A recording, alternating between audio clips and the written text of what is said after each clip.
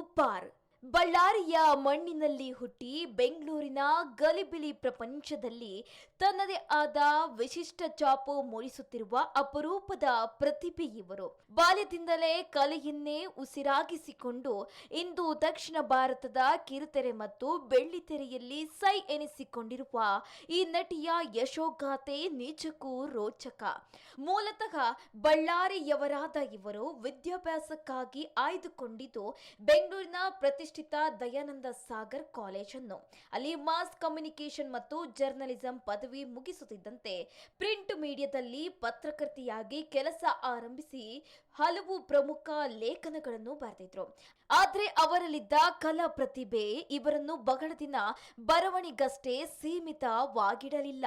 ಪತ್ರಿಕೋದ್ಯಮದ ದಿನಗಳಲ್ಲಿ ಸಿರಿಗನ್ನಡ ವಾಹಿನಿಯ comedy club show ಮೂಲಕ ಆಂಕರ್ ಆಗಿ ಇವರ ವೃತ್ತಿ ಜೀವನ ಆರಂಭವಾಯಿತು.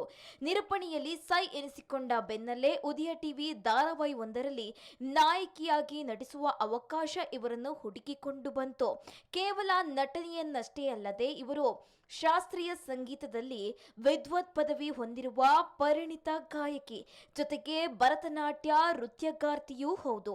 ಬಾಲ್ಯದಲ್ಲಿಯೇ ಸಂಗೀತ ಕರಗತ ಮಾಡಿಕೊಂಡಿದ್ದ ಇವರು ಸ್ಟೇಜ್ ಶೋಗಳು ಹಾಗೂ ಬರೋಬ್ಬರಿ 30ಕ್ಕೂ ಹೆಚ್ಚು ಸಂಗೀತ ಕಚೇರಿಗಳನ್ನು ನಡೆಸಿ ರಾಜ್ಯ ಮಟ್ಟದಲ್ಲಿ ಗಮನ ಸೆಳೆದಿದ್ದಾರೆ.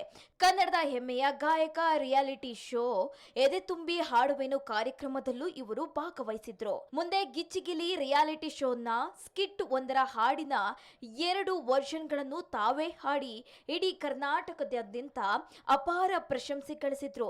ಇವರ ಸ್ಕ್ರೀನ್ ಪ್ರೆಸೆನ್ಸ್ ಮತ್ತು ನಟನ ಚಾತುರ್ಯಕ್ಕೆ ಗಿಚ್ಚಿಗಿಲಿ 2 ಮಹತ್ತರ ತಿರುವು ನೀಡಿತು.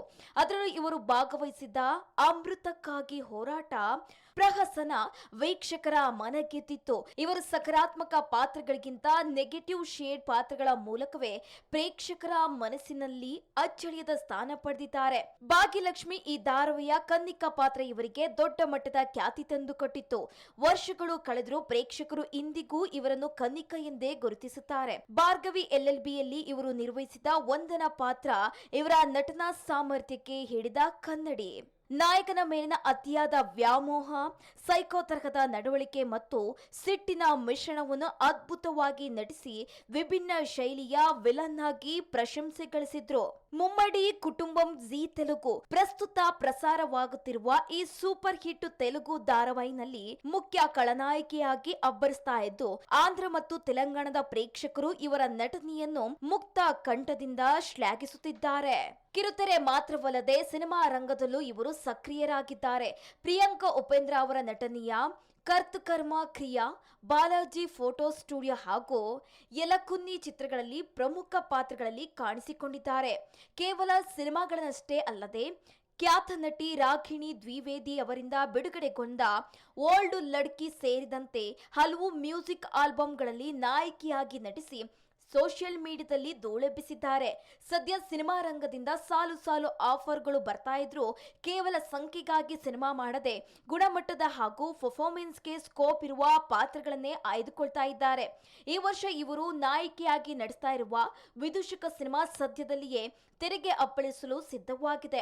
ನಟನೆ, ಗಾಯನ ಮತ್ತು ನೃತ್ಯ ಮೂರಲ್ಲೂ ಅದ್ಭುತ ಹಿಡಿತ ಹೊಂದಿರುವ ಈ ತ್ರಿಕಲಾ ನಿಪುಣೆ ಮುಂಬರುವ ದಿನಗಳಲ್ಲಿ ಇನ್ನಷ್ಟು ಎತ್ತರಕ್ಕೆ ಬೆಳೆಯಲಿ ಎಂಬುದೇ ಕಲಾಭಿಮಾನಿಗಳ ಆಶಯ.